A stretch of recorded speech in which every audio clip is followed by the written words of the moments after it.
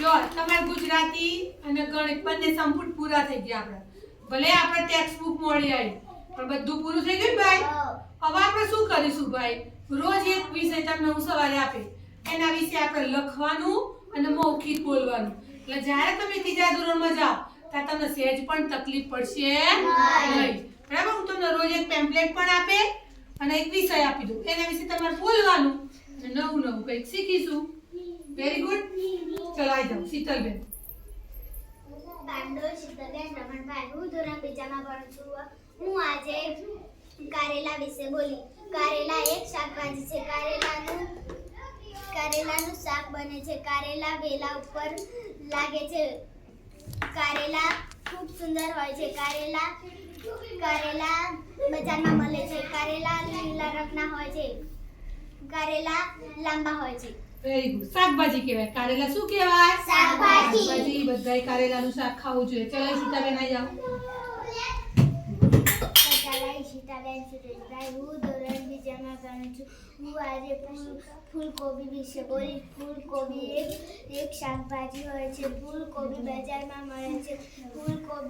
ફૂલકોબી ખેતરમાં ઉગે છે. ફૂલકોબી સૌને સ્વાદિષ્ટ લાગે છે. ફૂલકોબી એ શાકભાજી છે. ફૂલગોબી શું છે ભાઈ? શાકભાજી. Very good. સુહાની બેન આવો. પાંડો સુવર્ણબેન જીજાભાઈ. હું ધોરણ બીજામાં ભણું છું. હું આજે હોળી વિશે બોલી. હોળી રંગનો તહેવાર છે. હોળી વસંત તહેવારમાં આવે છે. હોળીએ લોકો રંગ રમે છે. હોળી મિત્ર સાથે રમાય છે. હોળીએ ગીત ગવાય છે. હોળીએ મીઠાઈ ખવાય છે. હોળી બધાને ગમે છે. Very good. રંગોનો તહેવાર હોળી છે. રંગનો તહેવાર છે. Very good. ચલો આસ્થાબેન આવી જાઓ. આ બાજુ આવો બેન. હા. ચલો બોલો. સારું તૈયાર કરવાનું બાકી છે ને? આ તો અહીંયા છે. પહેલા તૈયાર કરજે પછી આગળ. ચલો કૃષ્ણ આવી જાઓ. પાંડવ કૃષ્ણાબેન દીદીભાઈ. હું આજે રક્ષાબંધન વિશે બોલીશ. રક્ષાબંધન ભાઈ બહેનનો તહેવાર છે. રક્ષાબંધન પર બહેન ભાઈને રાખડી બાંધે છે. રક્ષાબંધન પર ભાઈ બહેનને ભેટ આપે છે. રક્ષાબંધન પર બહેન ભાઈને મીઠાઈ ખવાડે છે. રક્ષાબંધન પ્રેમનો તહેવાર છે. રક્ષાબંધન શ્રાવણ મહિનામાં આવે છે. Very good. ચલો જો ભાઈ દરેકને એક એક વિશે ખબર પડવા માંડી. ચલો શાનવી બેન આવી જાઓ.